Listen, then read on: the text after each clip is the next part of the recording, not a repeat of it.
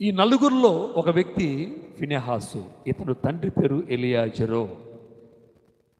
ఈ అమరాముకు కూడా ముగ్గురు బిడ్డలున్నారు. ఒకరు ఎవరంటే మోషే, 2 అహరోను, 3 మిర్యామి. ఇలా వాడి చరిత్ర కన్నా చదువుకో ఉంటే చాలా లోతుగా ఉన్నాయి. ఎందుకు ఈ వ్యక్తి గురించి ఈరోజు మనం తెలుసుకోవాలంటే, సంఘాల్లో ఈరోజు సంఘ క్షేమాభివృద్ధి కలగాలన్నా, సంఘం వృద్ధి పొందాలన్నా, సంఘ సంఖ్య పెంపారు చేయాలన్నా కూడా, నశించిపోతున్న ఆత్మలు రక్షించబడాలన్నా కూడా, పాపంలో శాపంలో శరీరానుసారమైన జీవితాలు జీవిస్తున్న ప్రజలు మార్పు చెందాలన్నా కూడా ఈ ఫినెహాసు లాంటి మనుషులు సంఘాల్లో ఉండాలి. ఈ ఫినెహాసు లాంటి ఒక్కడు సంఘం లేచినా కూడా సంఘాలు క్షేమాభివృద్ధికరంగా ఉంటాయని లేఖనం సెలవిస్తూ ఉంది. కాబట్టి మనం బాగా ఈరోజు ఈ ఫినెహాసు గురించి మనం ఆలోచన కలిగి మనం ఉందాం. ఈ సంఖ్యాకాండం 25 అధ్యాయంలో మనం ఆలోచన చేస్తే, ఈ ఇశ్రాయేలు ప్రజలందరూ కూడా మోషే ద్వారా, ఆ తర్వాత అనేకమైన మార్గాల్లో నడుస్తూ, ఎన్నో శోధనల శ్రమలు అనుభవిస్తూ, దేవుని కృపకి పాత్రులయ్యి దేవుడు ఇచ్చిన దాన్ని అనుభవిస్తూ, ఈ మోషే ద్వారా నాయకత్వం నడుస్తూ ఉన్నారు ఈ ప్రజలంతా, ఇశ్రాయేలు ప్రజలు. ఈ నడుస్తూ ఉన్నప్పుడు ఈ ఒక ప్రాంతానికి వచ్చారు. 25 అధ్యాయము మొదటి వచనం చదవండి. ఇశ్రాయేలీయులు షిత్తీములో దిగి ఉండగా చాలు. ఇక్కడ ఇశ్రాయేలు ప్రజలు మోషే పరిపాలనలో, మోషే నాయకత్వంలో వీరందరూ కూడా ఐగుప్తు నుంచి ప్రయాణం అవుతూ వస్తూ ఈ షిత్తీములో వాళ్ళు దిగారు. దిగి ఇక్కడ గుడారాలు వేసుకొని అక్కడ నివాసం చేస్తూ ఉన్నారు ఈ ప్రజలు. వారికి అధికారిగా ఉన్నాడు మోషే. ఈ అధికారిగా మోషే ఉంటే, ఆ మోషే అధికారంలో ఉన్నవాడే ఈ వ్యక్తి. మోషే నడిపిస్తున్న ప్రజల్లో ఉన్నవాడే ఈ ఫినెహాసు. ఎలాంటి వాడు ఈ ఫినెహాసు అని ఆలోచన చేస్తూ ఉంటే, ఇక్కడ షిత్తీలో ఈ ప్రజలు, ఇశ్రాయేలు ప్రజలందరూ దిగిన తర్వాత ఈ గుడారాలు వేసుకున్నారు, బాగానే ఉంది, నివాసం చేస్తూ ఉన్నారు. ఇవి నివాసం చేస్తూ ఉన్నప్పుడు అక్కడ ఈ ప్రజలందరూ కూడా ఎలా ఉన్నారంటే, అప్పటి వరకు మోషే యొక్క మాటలు విని, మోషే ప్రకటిస్తున్న వాక్యాలు విని ఎన్నోసార్లు లోబడ్డారు, ఎన్నోసార్లు వ్యతిరేకంగా మార్పు చెందారు. అలా మోషేకి వ్యతిరేకంగా ఉన్న ఈ ప్రజలు మోషే బోధ ద్వారా గద్దించబడి, బుద్ధిపడి, సరిచేయబడుతూ ఐగుప్తు ప్రాంతం నుంచి వారు నడుస్తూ సిత్తి అనే ప్రాంతానికి వీళ్ళు వచ్చారు. వచ్చిన తర్వాత ఎంతగానో దేవుని భక్తిలో బ్రతుకుతున్న ఇశ్రాయేలు ప్రజలు, దేవునికి ఇష్టలుగా బ్రతుకున్న ఇశ్రాయేలు ప్రజల్లోకి సాతాను ఎంటర్ అయిపోయింది. ఈ షిత్తీముల ప్రాంతంలో దియాంత వరకు ప్రజలు బాగానే ఉన్నారు. చిన్న అవిధేయతలు తప్ప వ్యభిచారం కలిగిన మనస్తత్వాలు వీరిలో లేవు. అయితే క్రొత్తగా అపవాది సాతాను వీరిని పాపంలోకి ప్రేరేపిస్తూ ఉంది. ఈ ప్రాంతంలో వ్యభిచారంలోకి ప్రేరేపిస్తూ ఉంది. ఈ ప్రాంతంలో దేవుని ఈ ఆరాధన చేసే వీరు, దేవుని పాదాల చెంత సాగిలపడే వీరు ఈ షిత్తీమనే ప్రాంతానికి వచ్చిన తర్వాత వీరి మనస్తత్వాలు మారిపోయాయి, వీరి ఆలోచనలు మారిపోయాయి.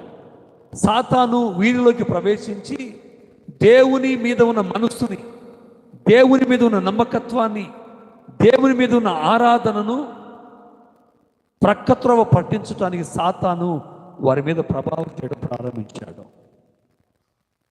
అలా ప్రభావం చేయడం ప్రారంభించినప్పుడు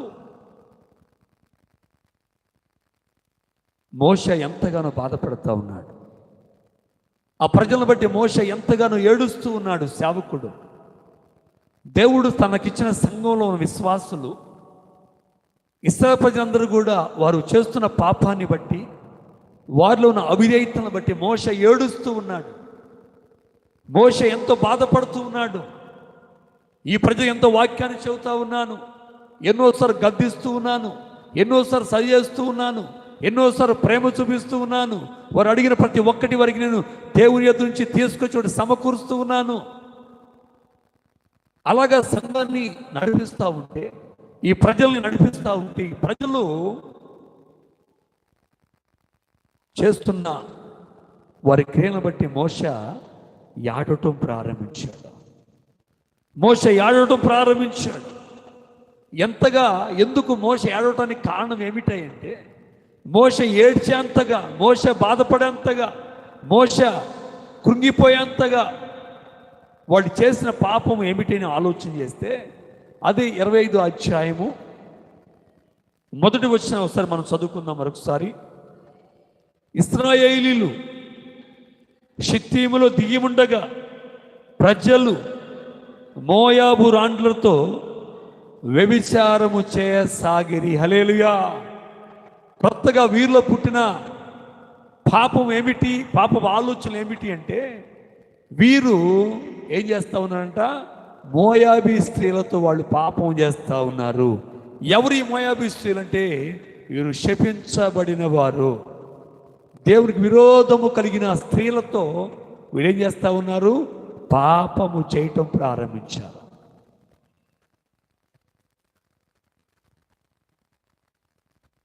దేవునికి విరోధంగా పాపం చేయడం ప్రారంభించారు. అయితే అందరూ పాపం చేస్తారు. అయితే వీళ్ళు ఎలాంటి వారు తెలిసి, వీరు చేసే పాపము ఎలాంటి మనుషుల మధ్య వాళ్ళు చేస్తూ ఉన్నారని ఆలోచన చేస్తే, 25 అధ్యాయము 6వ వచనం ఒకసారి మనం చదువుకుందాం. ఇదిగో మోషే కన్నుల ఎదుటను ప్రత్యక్షపు గుడారం యొక్క దూరమునొద్ద ఏడ్చుచుండిన. చాలమ్మా, మీరు బాగా ఆలోచన చేస్తే ఈ ఇశ్రాయేలు ప్రజలందరూ కూడా ఎక్కడ పాపం చేస్తున్నారంట, వారి నడిపిస్తున్న సేవకుడ కన్నుల ఎదుట పాపం చేస్తూ ఉన్నారు ఈ ప్రజల్లో. మోషేకి అంత బాధ కలగటానికి కారణం, మోషే కన్నీరు కాచడానికి కారణము, మోషే ఆ ప్రజల పట్ల, ఆ సంఘం పట్ల తను వేదపడుతున్న దానికి కారణం ఏమిటంటే, ఏ సంఘాన్ని అయితే, ఏ ప్రజలనైతే ఒక మంచి మార్గంలో నడిపిస్తున్నాడు మోషే, అదే సంఘ కాపరి ఎదుట ఈ ప్రజలు పాపం చేయడం ప్రారంభించారు. మోషే చూస్తూనే ఉన్నాడు. మోషే చూస్తూ ఉండగా మోషే కన్నుల ఎదుట మోయాబు స్త్రీలను తీసుకొచ్చుకొని వారితో పాపం చేయడం ప్రారంభించారు ఆ సంఘంలో ఉన్న విశ్వాసులందరూ కూడా. ప్రియ దేవుని సంఘమా, సహోదరి సహోదరురా, ఆలోచించేయండి. ఎంత ఉగ్రత అంటే, సేవకుడి ఎదుట పాపం చేస్తున్న ప్రజలను బట్టి దేవుడంట తన కోపాన్ని ఆ సంఘ విశ్వాసం పైన కుమ్మరించాడు. ఒక్కరోజు 4,000 మంది హతమైపోయారని లేఖనాలు సెలవిస్తూ ఉంది. ఒక్కరోజే వారందరూ కూడా హతమైనట్లుగా వాక్యంలో స్పష్టంగా రాయబడి ఉంది. హల్లెలూయా, హల్లెలూయా. ఎందుకు ఇంత ఉగ్రత వారి మీదకి వచ్చింది? ఎందుకు ఒక్కరోజు దేవుడు 4,000 మందిని చంపివేయటానికి కారణం ఏమిటి? దేవునికి అంతగా ఆ ప్రజల పట్ల కోపం రావటానికి కారణం ఏమిటి అని ఆలోచన చేస్తే, ఈ ప్రజలు ఎవరెదుట పాపం చేస్తూ ఉన్నారు? తన సంఘ కాపరి కనుల ఎదుట పాపం చేస్తూ ఉన్నారు వీళ్ళంతా. ఈరోజు కూడా చూడండి, సంఘాల్లో పాస్టర్ గారు ఎదుటుగానే నోట్లో కైని వేసుకుని మాట్లాడేవాడు చాలామంది ఉన్నారు. పాస్టర్ గారు ఎదుటుగానే గుట్కాలు నోట్లు వేసుకొని తినేవాడు చాలామంది ఉన్నారు. పాస్టర్ గారు చూస్తుండలోనే సినిమాలు, సీరియల్ చూసేవాడు చాలామంది ఉన్నారు. పాస్టర్ గారు కనులు ఎదుటుగానే వెళ్ళిపోయి డాన్సులు వేసే ప్రాంతంలో డాన్సులు చూసేవాడు చాలామంది ఉన్నారు ఈరోజు. దేవుని ఉగ్రత ప్రజలపైన రావటానికి కారణం ఏమిటంటే, మోషే సేవకుడి యొక్క కనుల ఎదుటూగానే, సేవకుడు చూస్తుండగానే భయం లేకుండా పాపం చేయడం ప్రారంభించారు ఇశ్రాయేలు ప్రజలు. అందుకే దేవుని ఉగ్రత వారి మీదకి వచ్చిందంట. హల్లెలూయా, హల్లెలూయా. ఆలోచించేయండి ప్రియ దేవుని సంగమా, సహోదరి సహోదరులారా. 9వ వచనం చదివితే అక్కడ రాయబడిన మాట, 24,000 మంది ఆ తెగులు చేత చనిపోయి. హల్లెలూయా. ముందుకు వెళ్ళిపోతా ఉంటే ఇంకా కొంతమంది వస్తారు. అందుకే అంతమంది ప్రజలను బట్టి నేను 4,000 మంది అని మీకు, అంటే తనకంటే ఎక్కువ మంది చాలా మంది ఉన్నారు. అది ఇక్కడ రాయబడిన మాట ఏమిటంటే 24,000 మంది తెగులు చేత చనిపోయి. దేవుడు సంఘంలో ఉన్న ప్రజలను చంపేయటానికి కారణం ఏమిటని ఆలోచన చేస్తే, ఏ సంఘానికి కాపరిగా దేవుడు పెట్టాడు, ఆ కాపరి కనులు ఎదుటి వాళ్ళు పాపం చేస్తూ ఉన్నారు. పాస్టర్ గారు చూస్తూనే ఉంటారు, పాస్టర్ ఎదురుగానే ఏం చేస్తూ ఉంటారంట, పనులకు వెళ్ళిపోతూ ఉంటారు చాలామంది. పాస్టర్ గారు చూస్తూనే ఉంటారు, డ్యాన్స్ పార్టీలో వెళ్ళి డ్యాన్స్ చూస్తూనే ఉంటారు ప్రజల్లో. పాస్టర్ గారు చూస్తూనే ఉంటారు, ఇంట్లో సినిమాలు సీరియల్ చూస్తూనే ఉంటారు ప్రజల్లో. పాస్టర్ గారు చూస్తూనే ఉంటాడు, కయ్యలు గుట్కలు నోట్లు వేసుకొని తింటూనే ఉంటారు. అనుకుంటారు వీళ్ళు సేవకుడు తెలియదు అనుకుంటారు ఇదన్నా. కానీ బైబిల్లో ఉంటుంది, అబ్రహాము నా సేవకుడని నీకు మరుగు చేసేది నేను చేయను, ప్రతి ఒక్కదాన్ని నీకు తెలియపరుస్తాను, ప్రతి ఒక్కదాన్ని నీకు నేను చూపిస్తానని చెప్పి దేవుడికి వాక్యం మాట్లాడుతూ ఉంది. అబ్రహాము నీకేది కూడా నేను మరుగు చేసేవాడిని కాదు. ఈరోజు సంఘ విశ్వాసం అనుకుంటూ ఉంటారు, మా మాస్టర్ గారికి ఏం తెలుసు. లేదు తల్లి, నేను నడిపిస్తున్నది సంఘ కాపరికి సమస్తం తెలుసు, కాకపోతే బయటపడడం, కాకపోతే నీ ఇంటికి వచ్చి డైరెక్ట్గా నువ్వు పాపం చేసావు నీతో అనడు. పాపం మోషే కూడా అనలేదండి. మోషే కళ్ళెదురుగా పాపం చేస్తూ ఉంటే మోషే కూడా వీరి గురించి ప్రార్థన దేవుడికి అప్పగిస్తే వాళ్ళని చంపేస్తాడేమని మౌనంగా ఉన్నాడు మోషే. ఈరోజు ఒకసారి పరిశ్రమ చేసుకోండి, ఈరోజు ఒకసారి పరిశ్రమ చేసుకోండి. నీవు నీ సేవకుడి కళ్ళెదురుగా పాపం చేస్తున్నావు, ఒకసారి పరిశ్రమ చేసుకో. పాస్టర్ వాక్యం చెబుతా ఉన్నాడు, నిద్రపోతా ఉన్నావు, ఏంటది? పాపం. నీ సేవకుడు వాక్యం ప్రకటిస్తా ఉన్నాడు, అటు ఇటు తిరుగుతున్నావు, ఏమిటి? పాపం.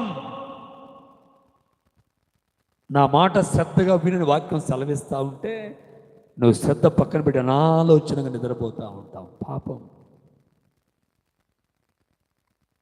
గురువారం ప్రార్థన జరుగుతూ ఉంది, శనివారం ప్రార్థన జరుగుతూ ఉంది, ఆదివారం ప్రార్థన జరుగుతూ ఉంది, నువ్వు రావటం లేదు. దేవునికి వ్యతిరేకమైన స్థలాల్లో కూర్చుంటున్నావు నీవు. కన్నులు ఎదురుగా.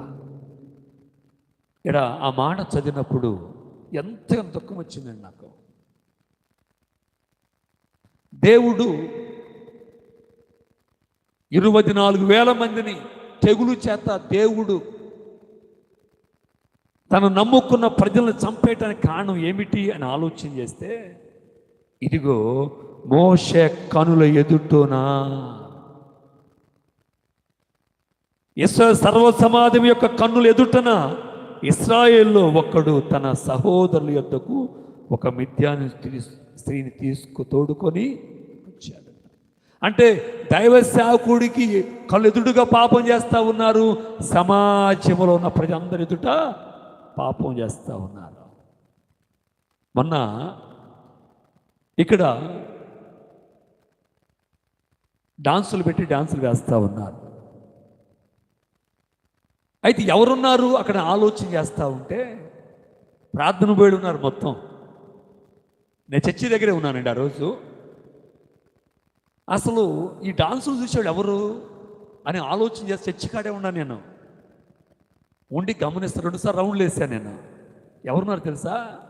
యేసుక్రీస్తు రక్తంలో కడగబడి నేను పరిశుద్ధురాలని చెప్పి ప్రతి నెల బల్లో చేవేసేవారే డాన్స్ పార్టీల దగ్గర కూర్చొని డాన్స్ చూస్తూ ఉన్నారు. ఎంత సిగ్గు చేయటండి, ఆలోచన చేయండి. దైవ సేవుడు కను ఎదురుగా నన్ను చూసి నవ్వుతున్నారు ఒకళ్ళు. అయితే డాన్స్ చూస్తే ఇటు పోతాను చూసి నవ్వుతూ ఆడే కూర్చుంటున్నారు. ఎవరిళ్ళు? మందిరానికి వచ్చేవాళ్ళే. మోషే కూడా ఏం చేయలేకపోయాడు పాపం. నేనేం చేయలేకపోయా, మోషే ఏం చేయలేకపోయాడు.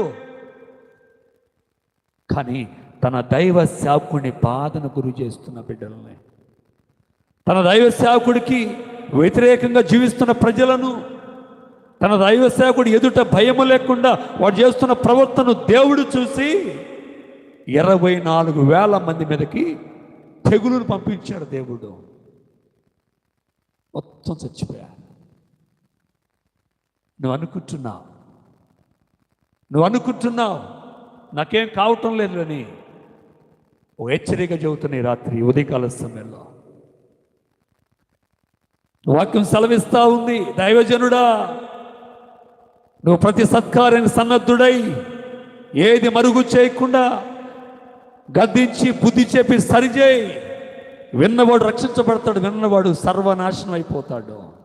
అయితే నువ్వు సత్యాన్ని మాత్రము మరుగు చేయవద్దు. అందుకే పేతుర్ని రాళ్లతో కొట్టబోతా ఉంటే పేతురు చుట్టాలంటున్నారు, బంధువులయ్యా నీకెందుకయ్యా, వారు ఏ పాపం చేస్తే నీకెందుకు, వాళ్ళు ఎక్కడ ఉంటే నీకెందుకు, ఎటు వెళితే నీకెందుకు, నేను చంపేస్తారు, నేను నరికేస్తారు, నేను రాళ్లతో కొట్టి ఈడ్చుకెళ్తారయ్యా, ఎందుకు అని అనేక మంది పేతురికి చెబుతా ఉంటే పేతురు అంటాడు, మేము విన్న వాటిని కన్న వాటిని చెప్పకుండా ఉండలేమయ్యా. రే రాళ్లతో కొట్టి చంపేస్తారా, సమాజ మందిరం యొక్క అధికారులకు నీ లాక్కపోతారులా, అయినా పర్లేదయ్యా, విన్న వాటిని కన్న వాటిని చూచిన వాటిని తెలుసుకున్న వాటిని చెప్పకుండా మేము ఉండలేమో అని ఆనాడు పేతురు మాట్లాడాడు. కానీ ఈరోజు సంఘాలు అలాంటి వారు ఉన్నారా? లేరు. డాన్సులు వేస్తూ ఉన్నారు, సినిమాలు వేస్తూ ఉన్నారు, షికారు వేస్తూ ఉన్నారు. ఆ ప్రాంతంలో ఉన్నావు, నువ్వేం చేయాలి? రే సిగ్గుందా నీకు? రే నీకు భయం ఉందా? రక్షించబడ్డావుడికి కదా, మారు మనసు పొందినోడికి కదా, నువ్వు వెళ్ళొచ్చా, చూడొచ్చా అని గద్దించేవాడు దేవుడికి కావాలి. దేవునికి స్తోత్రం, హల్లెలూయా. ఇలా జరుగుతూ ఉంది. ఇలా జరుగుతూ ఉంటే దేవుడి కోపం వచ్చింది. దైవ సేవకుడి కన్నులు ఎదుట పాపం చేస్తున్నారని దేవుని కోపం వచ్చింది. మోషే చెప్పలేదా? మోషే చెప్పాడు, అయ్యా రండి, నా మాట దేవుని ఆరాధించండి, దేవుని సేవించండి, దేవుని మాట ప్రకారం మీరు బ్రతకండి, దేవుని ఇష్టలుగా మీరు బ్రతకండి, దేవుని కార్యాలు మీరు చేయండి, దేవుని యొద్దకు రండి అని మోషే ఎన్నిసార్లు చెప్పినా కూడా వీరు లెక్క చేయటం లేదు. వినటం ప్రక్కన పెట్టు, దైవ సేవకుడు కన్నులు ఎదుటే వాళ్ళు స్త్రీలను తెచ్చుకొని పాపం చేయడం ప్రారంభించారు. దేవుని కోపం వచ్చింది, మనుషుల్ని చంపవేయటం ప్రారంభించాడు దేవుడు. ఇదంతా ఎవరు చూస్తూ ఉన్నారు? అదే మోషే నాయకత్వంలో, మోషే నడిపిస్తున్న సంఘములో ఒక వ్యక్తి ఉన్నాడు. ఆ వ్యక్తి చూసి చాలా బాధ అనిపించింది. అయ్యో ప్రజలు మొత్తం చనిపోతున్నారు, ప్రజలు మొత్తం పాపం పడిపోతున్నారు, ప్రజలు మొత్తం కూడా ఇదిగో దేవుని వ్యతిరేకమైన స్వభావం కలిగి ఉన్నారు, ఎవరు మార్చాలి వీరిని? వీరి మీదకి వస్తున్న శాపాన్ని ఎవరు ఆపివేయాలి? వీరి మీదకి వస్తున్న మరణాన్ని ఎవరు ఆపివేయాలి అని చూస్తూ ఉన్నాడు. ఆ ప్రజలోని ఒక వ్యక్తి చూసి చాలా బాధ అనిపించింది. ఏం చేశాడో చూడండి అన్నమాట.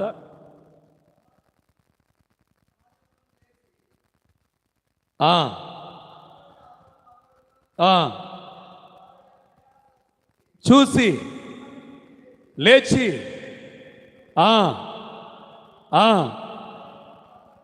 ఎమ్మడి వెళ్ళి అనగా ఆ ఇశ్రాయేలుని దూసుకొని పోవునట్లు, హల్లెలూయా, ఆ ప్రజలు మొత్తం కూడా దేవుని ఉగ్రత చనిపోతున్నారు, దేవుని కోపానికి హతులైపోతున్నారు, కనులు చూస్తుండగానే మరణమైపోతున్నారు. దేవుని ఉగ్రత వారి మీద తెగులుగా వ్యాపిస్తుంది, ప్రజలు కుప్పలు కుప్పలుగా చనిపోతున్నారు. ఆ సమయంలో వారిలోంచి ఎలియాజరు లేచాడు. అయ్యో, ప్రజలు చనిపోతున్నారు, శాపం వారి మీదకి వస్తుంది, తెగులు వారి మీదకి వస్తుంది, సుస్థంలోని అన్యాయంగా చనిపోతున్నారు వీళ్ళు. వారిని ఆపే నాదుడు లేడు, వారిని రక్షించే నాదుడు లేడు, వారిని కాపాడే వ్యక్తి లేడు, వారిని సరిచే వ్యక్తి లేడు, వారిని గద్దించే వ్యక్తి లేడు, వారి కొరకు భారము కలిగిన వ్యక్తులు లేరు అని ఫినెహాసు ఆ ప్రజల్లోంచి రోషము కలిగిన వాడిగా లేచాడు. దేవునికి స్తోత్రం, హల్లెలూయా. అనుకున్నాడు, ఈ ప్రజలు బ్రతకాలి అంటే, ఈ ప్రజల మీద వస్తున్న ఉగ్రత ఆగిపోవాలంటే నేను ఎలాగైనా సరే ఇదిగో ఆ ఉగ్రత కారణమైన వాటిని వారి మధ్య నుంచి తొలగించాలి అనుకున్నాడు ఫినెహాసు. పౌరుషం కలిగిన వాడికి లేచాడండి. మోషాకి తోడుగా, మోషాకి సహకారిగా ఫినెహాసు లేచాడు ఆ ప్రజల్లో నుంచి. మరి దేవుని సంగమా, సహోదరి సహోదరులారా, ఈరోజు ఈ ఫినెహాసు లాంటి ఆలోచన ఈ రోజు నీకు కలిగిందా? పాస్టర్ గారు వాక్యం చెబుతా ఉన్నాడు, కన్నీరు కారుస్తున్నాడు, ఉపవాసాలు ఉంటున్నాడు, జాగారాలు ఉంటున్నారు, బిడ్డల కొరకు వాక్యాన్ని ప్రకటిస్తున్నాడు. అయినా సంఘంలో అనేక మంది దారి తప్పిపోతున్నారు, అనేక మంది ఆత్మీయతలు పడిపోతున్నారు, సంఘాన్ని విడిచి లోకంలో తిరుగుతున్నారు. సేవకుడికి సహకారిగా నేను లెగవాలి, సేవకుడికి సహకారిగా నేను నిలబడాలి అనే ఆలోచన ఏ రోజు నీకు కలిగిందా తల్లి? వస్తున్నావు, పోతున్నావు, చేసుకుంటున్నావు, తింటున్నావు, తిరుగుతున్నావు, నిద్రపోతున్నావు, కానీ ఆత్మల పట్ల భారము నీకుందా? నశించిపోతే ఆత్మల పట్ల నీకుందా? ఆలోచించే. మోషే పిలవలేదండి, మోషే అడగలేదు, లేండి మీరు ఎవరైనా లేకుండా అని చెప్పి అడగలేదు. తనకు తానుగా లేచాడు ఫినెహాసు. ప్రజల మీద తెగులు వచ్చింది, తెగులు మనుషులు చనిపోతున్నారు, ఆత్మ నశించిపోతున్నాయి, ప్రజలు ఈ భూలోకంలో కలిసిపోతున్నారు భూమిలో.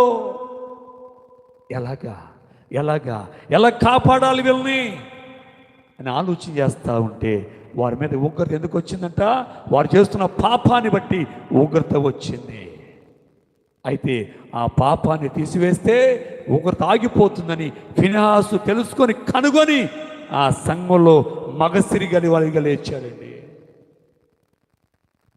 ఏ పాపాన్ని బట్టి ఆ వారి మీదకి ఉగ్రత వచ్చిందో ఆ పాపం మీదకి మగసిరి గలి మడిగా వెళ్ళిపోయాడు. ఈట తీసుకున్నాడు, ఏ స్త్రీలతో పట్టుకొని వస్తున్నారు ఆ స్త్రీల మీద ఈట ఇసిరి వేశాడు. కడుపు నుంచి దూసుకొని పోయిందంట. అలా దూసుకొని పోయినప్పుడు అప్పుడు ఇశ్రాయేలు నుండి తెగులు నిలిచిపోయాను. మరణం ఆగిపోయింది, తెగులు ఆగిపోయింది, దేవుని కోపం సల్లారిపోయింది, దేవుని ఉగ్రత అమాంతముగా ఆగిపోయింది. కారణం ఏంటి?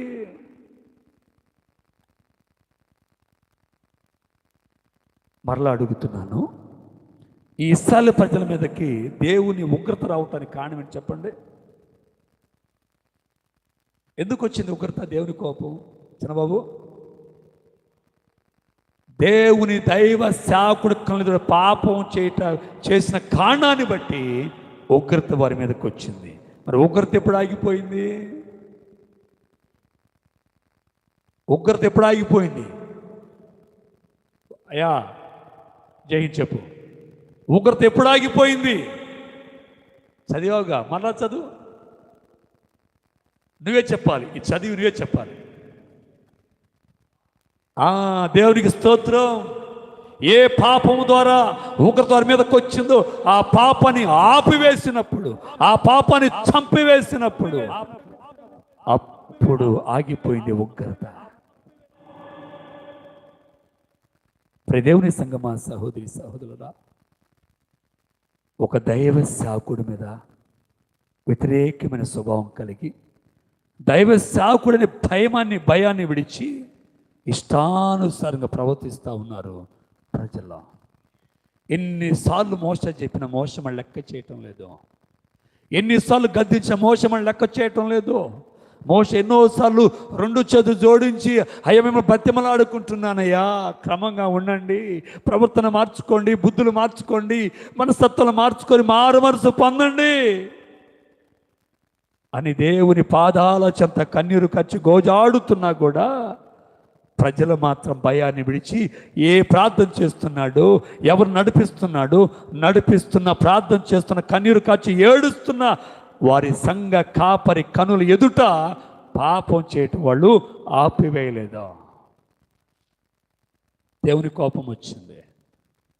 మీ కొరకు దైవసేవకుని ఏర్పాటు చేసుకొని, మీ కొరకు దైవసేవకుని పిలిచి నిలబెట్టి, నా ఉద్దేశాలు, నా చిత్తాన్ని, నా మాటలు దైవ సేవకుడు నోటి ద్వారా మీకు ప్రకటిస్తుంటే అదే సేవకుడి కళ్ళెదురు పాపం చేస్తారా అని దైవ సేవకుడిని బాధ పెట్టిన ఆ సంఘాన్ని దేవుడు ఏం చేశాడు? సంఘంలో 4,000 మందిని ఏం చేశాడు? 24,000 మందిని తెగులు చేత చంపేశాడు. దేవుని సంగమా, సహోదరి సహోదరురా, అలాంటి సమయంలో దైవసేవకుడు చెప్పే మాట లెక్క చేయకుండా, దైవసేవకుడు చెప్పే మాట విలువకుండా, దైవసేవకుడి పట్ల భయాన్ని విడిచి దైవసేవకుడు చూస్తుండగానే పాపాలు చేస్తూ ఉంటే ఆ దైవసేవకుడు ఏడుస్తూ ఉన్నాడు. ఆ ఏడుపును చూసిన ఒక వ్యక్తి ఫినెహాస్కి ఏమొచ్చింది? రోషం వచ్చింది. లేచాడు. మోషే గురించి, మోషే ప్రవర్తన గురించి, మోషే యొక్క భారాన్ని గురించి ప్రజలు చెప్పడం ప్రారంభించాడు. దేవుని సంగమా, సహోదరి సహోదరా, ఆలోచించి ఈ ఫినెహాసు లాంటి జీవితాన్ని నువ్వెందుకు జీవించకూడదు? ఈ ఫినెహాసులాగా రోషంగా ఎందుకు నువ్వు బ్రతకూడదు? ఈ ఫినెహాసులాగా ఈ సంఘం ఎందుకు నువ్వు లేవకూడదు? ఈ ఫినెహాసు లాంటి ఆత్మ భారం నీకు ఎందుకు పుట్టకూడదు? ఆలోచించి. ఎంతకాంచి దేవుని ఆరాధిస్తున్నావు, ఎంతకాంచి దేవుని యొక్క సంధికి వస్తున్నావు? ఆలోచన చేయి. ఏ రోజైనా ఈ భారం, ఈ రోషం నీలో పుట్టిందా? ఇలాంటి వారికి కావాలని సంఘానికి. షాలేం రాజు గారు ఓ సాక్ష్యం చెబుతూ, ఈ సంఘం ఈ రీతిగా అభివృద్ధి పొందటానికి కారణం, ఈ సంఘం ఎంతగా వృద్ధి పొందడానికి కారణం ఎవరయ్యంటే నేను కాదు, నా పక్షాన సంఘంలో 4 స్త్రీలు వేశారు. ఈ 4 స్త్రీల వల్ల ఈరోజు విస్తారమైన ప్రజలతో సంఘం నింపబడిందని. ఎవరు లేపారు సంఘంలో? రోషం కలిగిన వారు 4 లేపాడు దేవుడు. ఆ సంఘంలో నశించిపోతున్న ఆత్మల యొద్దకెళ్ళి బోధించి వారి మొత్తాన్ని ఏం చేస్తూ ఉంది? సంఘంలోకి నడిపిస్తూ ఉన్నారు. ఈరోజు మోషే పట్ల ఫినెహాసు లేచాడు. ఈరోజు ఈ సంఘం పట్ల లేస్తావా? ఆలోచన చేయి. నేను లెగుస్తాను అన్న దమ్ము, ధైర్యం నీకుందా? దేవుని సంగమా, సహోదరి సహోదరు, ఎవరికి ఉంటుంది ఇలాంటి కసి, ఇలాంటి రోషం, ఇలాంటి పట్టుదల? ఎవరికి ఉంటుంది తెలుసా? ఆత్మల పట్ల భారం కలిగిన వారికి మాత్రమే ఉంటుంది. అయితే మోషే అక్కడే ఉన్నాడు. ఫినెహాసు లేచి ఒక ఈట తీసుకొని ఇసిరి వేస్తే ఆ ఒక్కసారి తన క్రియను బట్టి దేవుడు, ఆ ఒక్కసారి ఆ పన్ని బట్టి దేవుడు, ఫినెహాసు యొక్క పన్ని బట్టి ఎందుకు దేవుడు అక్కడ తెగులను ఆపివేశాడు? ఫినెహాసులో దేవుడు నచ్చిన అసలు క్రియలు ఏంటి? అసలు ఎంత గొప్ప ఉగ్రతను, దేవుని కోపాన్ని కూడా సల్లార్చేంతగా ఫినెహాసులో ఏమి నచ్చింది దేవుడికి? ఈరోజు అవి మనం నేర్చుకుందాం. తీయండి బైబుల్. ఈ ఫినెహాసు ఎక్కడున్నాడంట? ఆ ప్రజల్లోనే ఉన్నాడు. మోషే నాయకత్వంలోనే ఉన్నాడు ఫినెహాసు. ఆ నాయకత్వం ఉన్న ఫినెహాసు అలాంటి శక్తి, అలాంటి సామర్థ్యాన్ని పొందుకోవటానికి కారణం ఏమిటి అని ఆలోచన చేస్తే, ఈరోజు మీరు బాగా ఆలోచించేయండి. ఈ వ్యక్తి ఎలాంటి వాడు? ఈ వ్యక్తి చేసిన ఆ ఒక్క పని బట్టి దేవుడు ఎందుకు ఉగ్రతను ఆపివేశాడు? అసలు ఈ వ్యక్తిలో దేవుడికి నచ్చిన కార్యాలు ఏమిటి? ఈ వ్యక్తి చేసిన పని పట్ల దేవుడు ఎందుకు అంత ఘనత, అంత కృప, అంత పేరుని దేవుడు తనకిచ్చాడు? ఈ ఫినెహాసులో దేవుడు నచ్చిన క్రియలు ఎలా ఉన్నాయో ఒక 3-4 మీకు నేను తెలియపరుస్తాను. తీయండి. అది 25వ అధ్యాయము 13వ వచనాన్ని మనం చదువుకుందాం. ఆ, నిత్యమైన యాజక నిబంధనగా అతనికిని అతని సంతానమునకును కలిగి ఉండును. ఎలయనగా అతడు తన దేవుని విషయమై ఆసక్తి గలవాడే. చాలు తల్లి. ఫినెహాసును దేవుడు ప్రేమించడానికి కారణం, ఫినెహాసుకి దేవుడు అంత గొప్ప ఘనత ఇవ్వటానికి కారణము ఏమిటని ఆలోచన చేస్తే, ఈ ఫినెహాస్ అంట దేవుని అంటే దేవుని పని పట్ల, దేవుని ఉద్దేశాల పట్ల, దేవుని చిత్తం పట్ల, దేవుని ఆలోచనల పట్ల ఆసక్తి కలిగిన వాడు ఫినెహాస్. ఎందుకు ఫినెహాస్కి దేవుడు తను చేసిన పని బట్టి ఉగ్రతని ఆపివేశాడు అంటే, ఈ ఫినెహాస్లో దేవుడు నచ్చిన మొట్టమొదటి లక్షణం ఏమిటంటే, ఈ ఫినెహాస్ అంట దేవుని చిత్తం పట్ల, దేవుని ఆలోచన పట్ల, దేవుని పని పట్ల ఆసక్తి కలిగిన వాడు ఫినెహాస్. అందుకనే ఫినెహాస్కు దేవుడు గొప్ప ఘనత ఇచ్చాడండి. మోషే చూస్తుండగానే దేవుని ఉగ్రత తాగిపోవటానికి కారణం ఏమిటని ఆలోచన చేస్తే, ఫినెహాసు చేసిన క్రియను బట్టి ఉగ్రత ఆగిపోయింది. కారణం ఏమిటంటే, ఈ ఫినెహాస్ ఎలాంటి వాడంట, దేవుని పని పట్ల అతడు దేవుని విషయమందు ఆసక్తి గలవాడై. చాలు. దేవుని పట్ల నీకు ఆసక్తి ఉందా? ఆలోచన చేయ తల్లి. దేవుని పని పట్ల నీకు ఆసక్తి ఉందా? దేవుని చిత్తం పట్ల నీకు ఆసక్తి ఉందా? దేవుని యొక్క పనుల పట్ల, కార్యాల పట్ల నీకు ఆసక్తి ఉందా? ఈ ఫినెహాసు దేవుని ఎందుకు ఇష్టడుగా మారాడు? ఫినెహాసును బట్టి దేవుడు ఆపటానికి కారణం ఏమిటంటే, ఈ ఫినెహాసు దేవుని పనుల పట్ల ఆసక్తి కలిగిన వాడు. ఒక ప్రశ్న వేస్తాను ఈరోజు మీకు. నేను దేవుని పని పట్ల, దేవుని చిత్తం పట్ల నాకు ఆసక్తి ఉన్నది అన్నవాడు ఒక్కళ్ళ చేతులు ఎత్తండి. ఒక్కళ్ళైన చేతులు ఎత్తండి. దేవుని పని పట్ల నాకు ఆసక్తి ఉందయ్యా. కానీ సృష్టికర్త దేవుడే అంటున్నాడు, ఇతడు, ఎవరు ఇతడు? ఫినెహాసు అనే ఇతడు దేవుని విషయములందు ఆసక్తి గలవాడై. ఆసక్తి కలిగిన వాళ్ళు ఏం పొందుకుంటారు, ఆసక్తి లేని వాళ్ళు ఏం పొందుకుంటారో లేఖనాలు స్పష్టంగా రాయబడింది. ఎగ్జాంపుల్ మీతో చెబుతాను.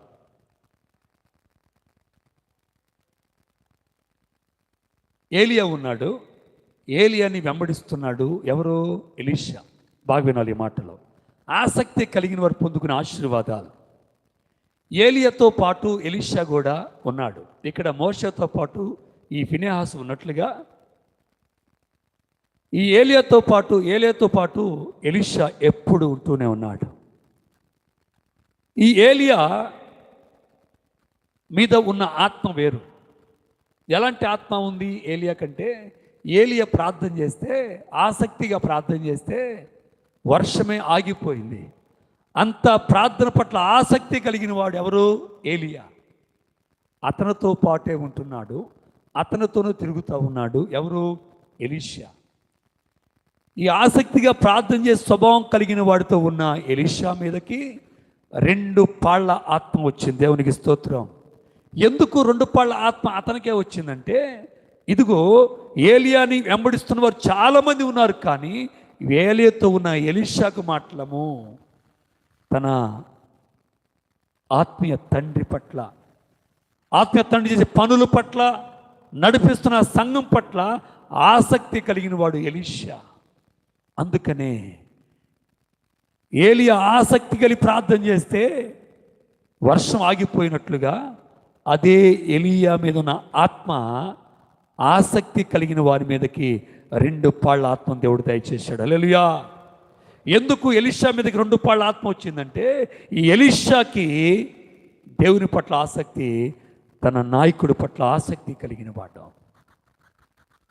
తన సంఘ కాపరి పట్ల ఆసక్తి కలిగిన వాడు ఎలీషా. అందుకనే 2 పాళ్ళ ఆత్మను పొందుకున్నాడు. అలాగే మరొకటి ఉన్నాడు, ఎలీషాతో పాటే ఉన్నాడు. ఎవరో ఒక అతను చెప్పండి. ఎలీషా వెంబడించే వ్యక్తి ఉన్నాడు, ఒక అతను చెప్పండి, శిష్యుడు ఎవరు? గెహాజీ. హల్లెలూయా. అయితే ఈ గెహాజీ మీదకి ఏమొచ్చింది? కుష్ఠరోగం వచ్చింది. కారణం ఏమిటి చెప్పండి? ఏలియా దగ్గర ఉన్న ఎలీషా మీదకి 2 పాళ్ళ ఆత్మ వస్తే ఈ ఎలీషా దగ్గర ఉన్న గెహాజీకి కుష్ఠరోగం వచ్చేది. కారణం ఏమిటి చెప్పండి?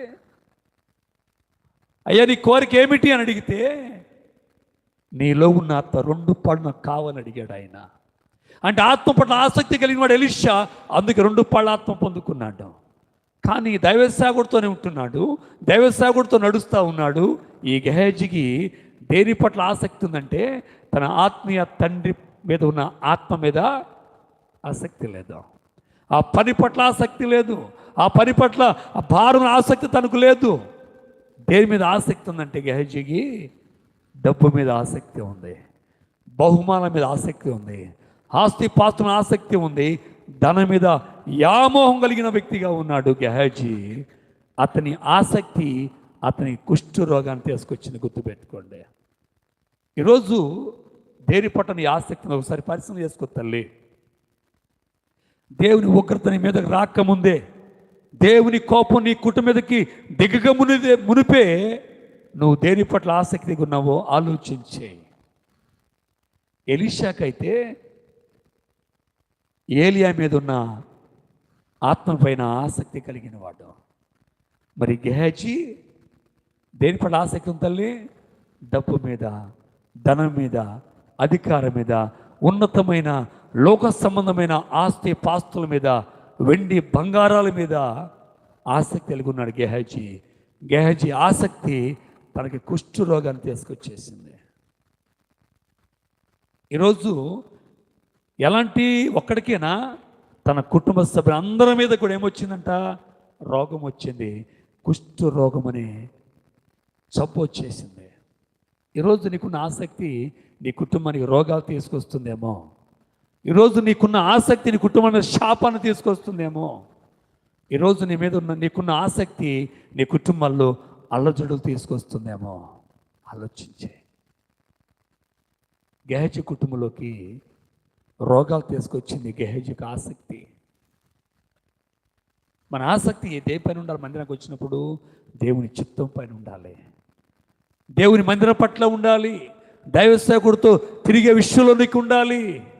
అయ్యగారు నన్ను ప్రార్థన పిలిస్తే బాగుండు, అయ్యగారు నన్ను మీటింగ్ పిలిస్తే బాగుండు, అయ్యగారు మందిరం దగ్గర పిలిస్తే బాగుండు, అయ్యగారు పరిచర్య పిలిస్తే బాగుండు అనే ఆసక్తి నీకు ఉండాలి. ఎలీషా అలాంటి ఆసక్తి కలిగి బతికాడు కాబట్టి ఏలియా మీద ఉన్న ఆత్మ 2 పాళ్ళు ఎలీషా మీదకి వచ్చింది. మనం కూడా దైవసేవకుడితో కూర్చుంటాం, దైవసేవకుడితో మాట్లాడుతూ ఉంటాం, దైవసేవకుడు అమ్మడిస్తూ ఉంటాం, దైవసేవకుడితో పాటు సంఘంలో ఉంటాం, సమాజంలో ఉంటాం. కానీ మన ఆసక్తి ఎక్కడుంటుందంట? డబ్బు మీద ఉంటుంది ఆసక్తి. ఒకవేళ డబ్బు పైన ఆసక్తి నువ్వు పెట్టుకుంటే గుర్తుపెట్టుకో, ఓ రోజు నిన్ను శాపం వరిస్తుంది. నీకు తెలియకుండానే శాపాన్ని కొని తెచ్చుకుంటున్నావు నీవు.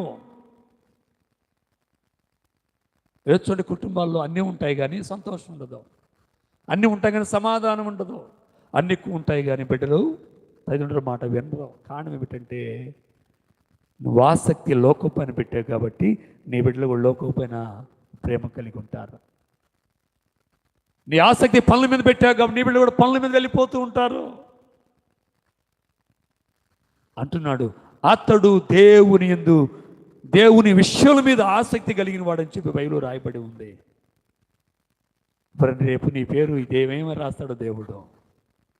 పలానా వ్యక్తి పొలం పైన ఆసక్తి, పలానా వ్యక్తి బంగారం పైన ఆసక్తి, పలానా వ్యక్తికి ఉద్యోగమైన ఆసక్తి, పలానా వ్యక్తి వ్యాపారమైన ఆసక్తి, పలానా వ్యక్తి లోక సంబంధమైన శరీర కోరికమైన ఆసక్తి రాస్తాడని దేవుడు. గుర్తుపెట్టుకో. ఫినెహాసు గురించి దేవుడు రాసి పెట్టాడు, అతడు దేవుని విషయములందు ఆసక్తి కలిగిన వాడు.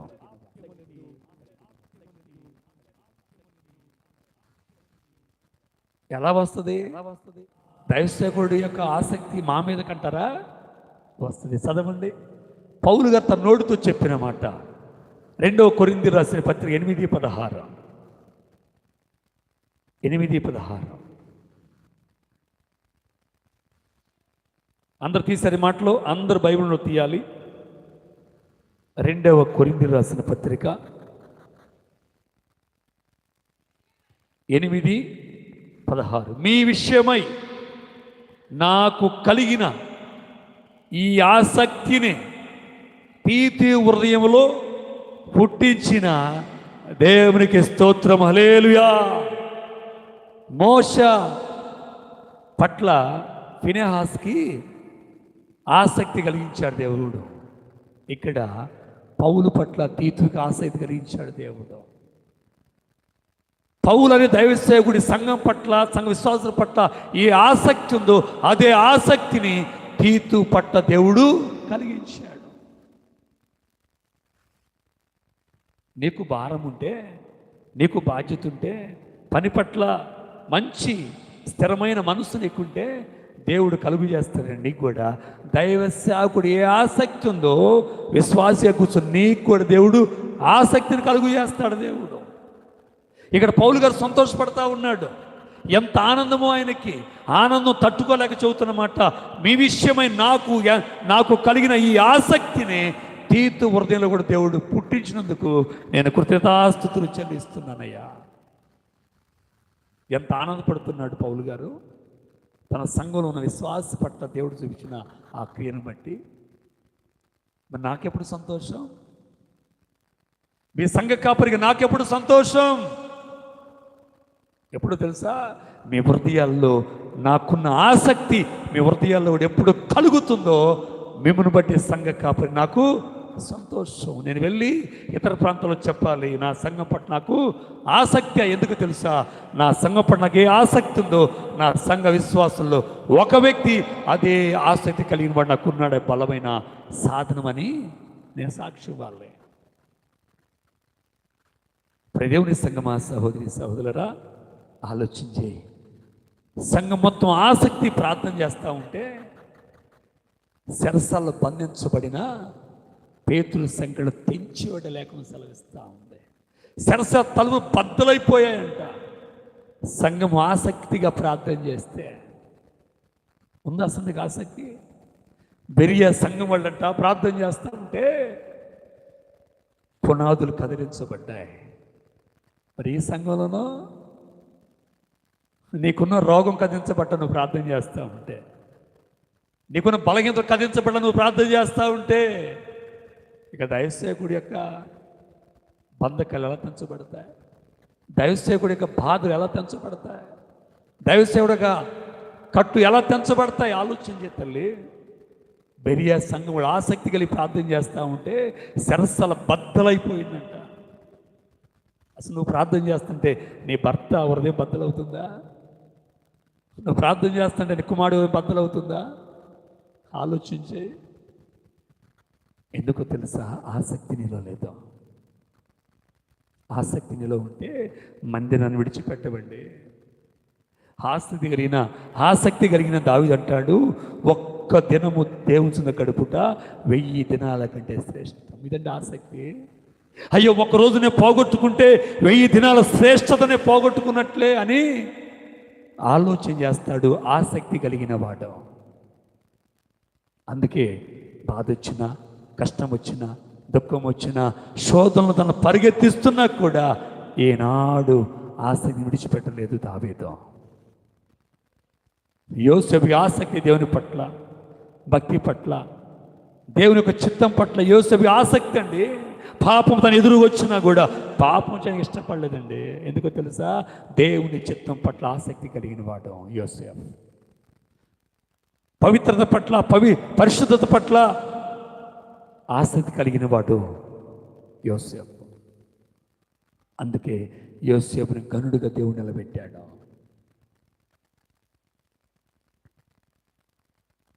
అంత ఘనత యోసేపు ఇవ్వడానికి కారణం ఏమిటంటే యోసేపు తన పరిశుద్ధత పట్ల ఏం కలిగిన వాడు? ఆసక్తి కలిగిన వాడు. తను పొందుకున్న రక్షణ పట్ల ఆసక్తి కలిగిన వాడు. నేను పరిశుద్ధంగా జీవించాలని ఆసక్తి కలిగిన వాడు యోసేపు. అందుకే బానిసగా వెళ్ళిన వాడు బాస్ అయిపోయాడు ఐగుప్తు ప్రాంతానికి. ప్రధానమంత్రిగా సింహాసనం మీద కూర్చోవడానికి కారణం ఏమిటి? లేరా అక్కడ ఎవరు గనులు లేరా, గొప్పవాళ్ళు లేరా, చదువుకున్న వాళ్ళు లేరా? ఉన్నారు. అయితే దేవుడు అందరికీ అన్ని అప్పగించడండి. దేవుడు ఒక అధికారానికి అప్పగించాలంటే నువ్వు పరిశుద్ధతలో ఆసక్తి కలిగి ఉండాలి. దేవుని యొక్క చిత్తం పట్ల ఆసక్తి కలిగి ఉండాలి. ఏంటి దేవుని చిత్తం?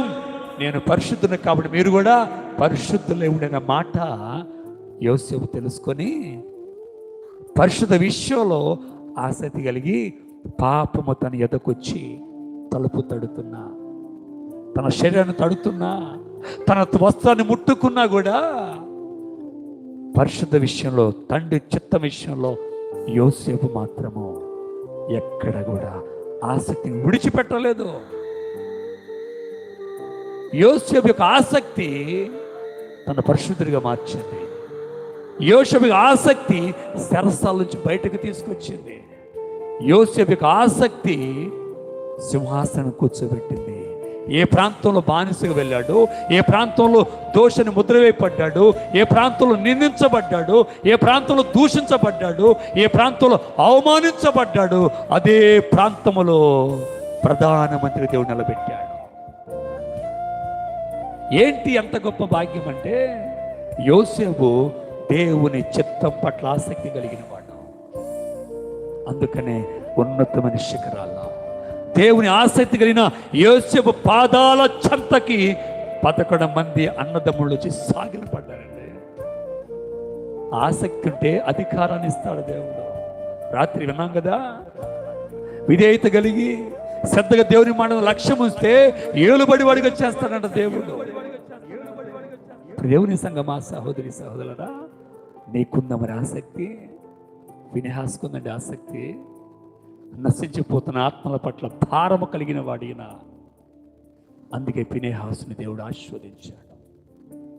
ఫినెహాసు గురించి అతడు ఎవరు? ఇతడు ఫినెహాసు నా విషయమందు ఆసక్తి కలిగిన వాడయ్యా అని ప్రపంచానికి తెలియపరుస్తున్నాడు దేవుడు. నీ గురించి ఏం సాక్ష్యం వాళ్ళు దేవుడు? నీ గురించి కాపురికి నేనేం సాక్ష్యం వాళ్ళండి? ఆలోచించేయండి.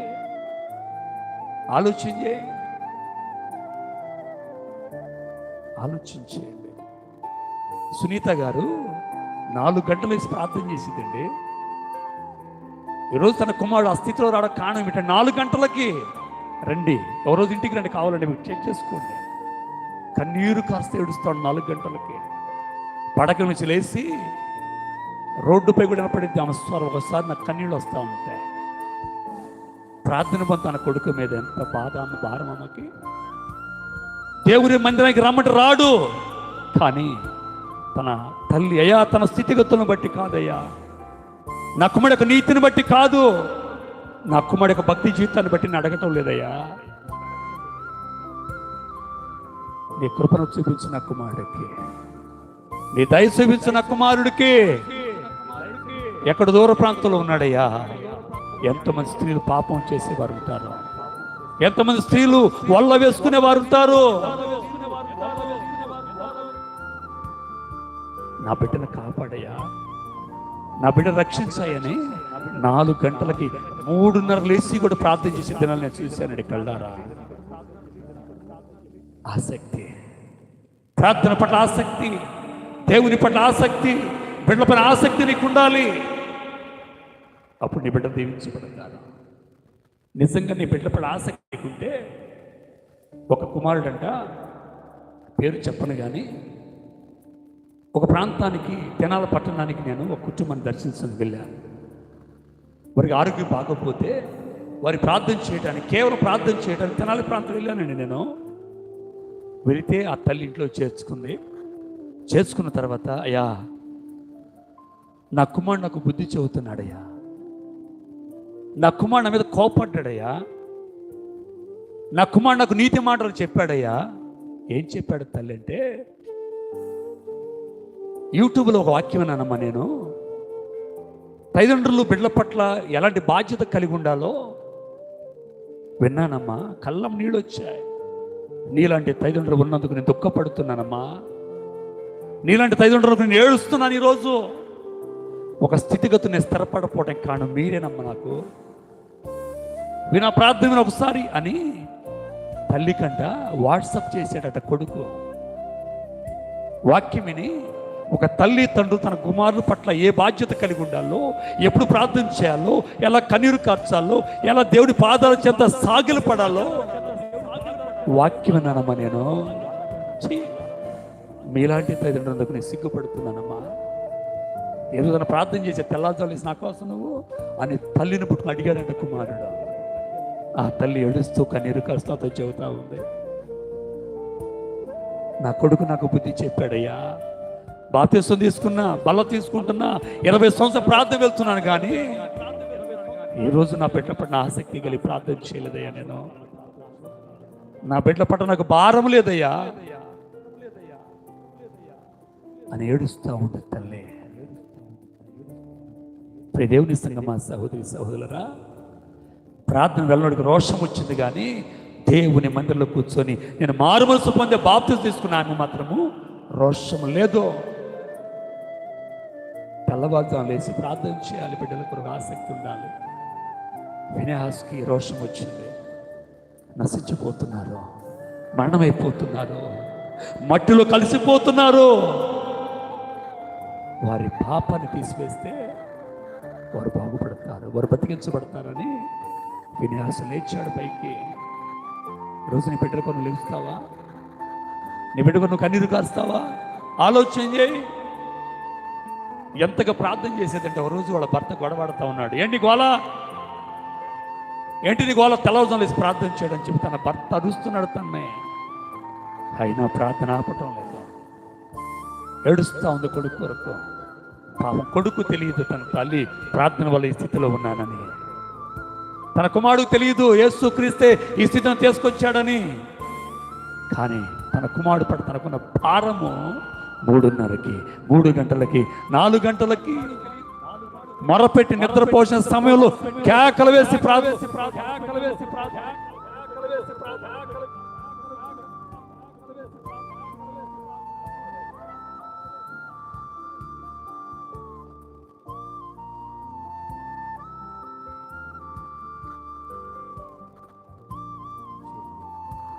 ఆలోచించేయండి. నీకుంద భారం, నువ్వు ఆసక్తిగా ప్రార్థన చేయగలుగుతున్నావా? నువ్వు ఆసక్తిగా ప్రార్థన చేయగలుగుతున్న బిడ్డల కొరకు ఆలోచించి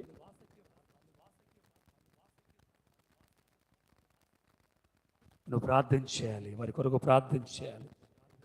నువ్వు ప్రార్థన చేసినప్పుడే దేవుడు వారి మీదకి వస్తున్న శాపాన్ని ఉగ్రతలు ఆపివేస్తాడంతే.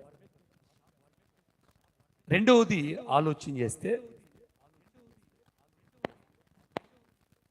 ప్రకటన గ్రంథం తీయండి ఒకసారి, 3వ అధ్యాయం 19వ వచనం.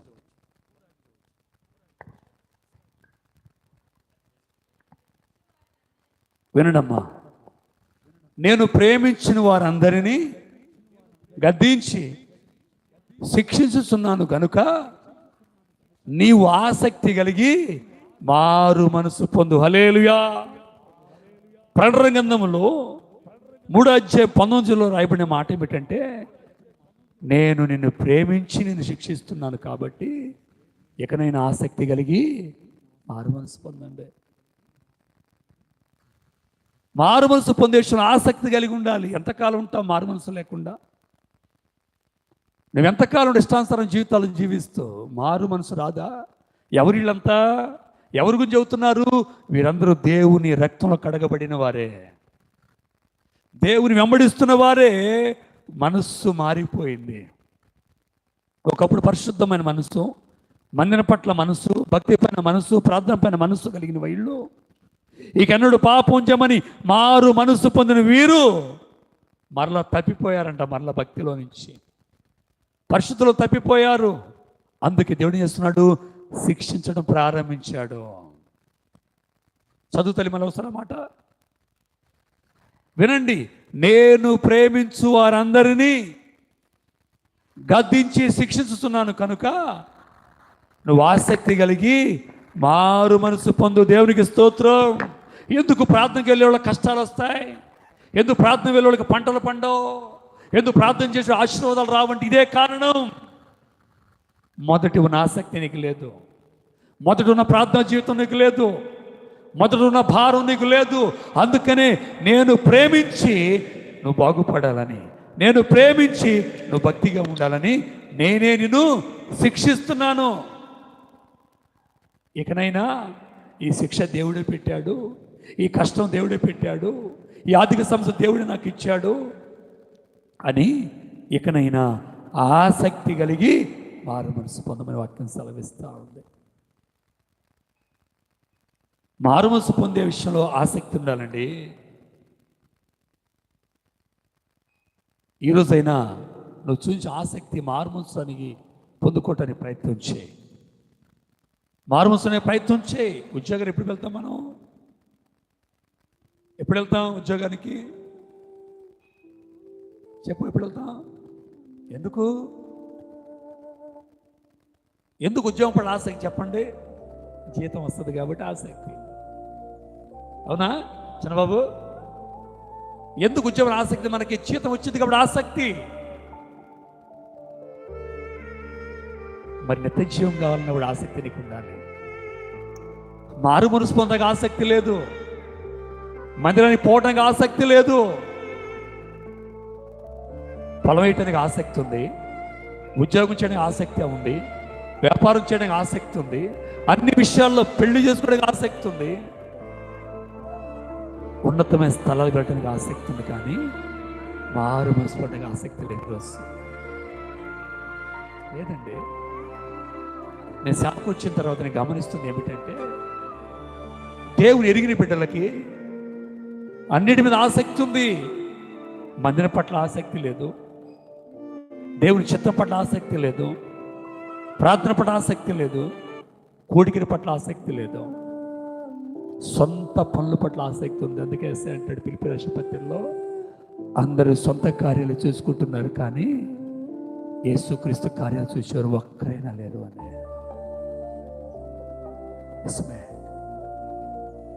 నేను సాకొచ్చి 8 సంవత్సరాలు నేను గమనిస్తుంది అదే.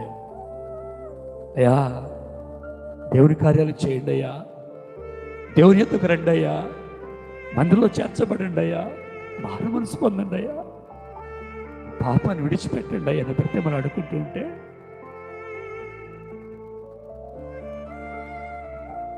మందిరం పట్ల ఆసక్తి లేదు ఈరోజు, దేవుని పట్ల ఆసక్తి లేదు ఈరోజు, రక్షణ పట్ల ఆసక్తి లేదు, బాప్తిసం పట్ల ఆసక్తి లేదు, దేవుని కార్యాల పట్ల ఆసక్తి లేదు. దేవుడు చేసే కార్యాలు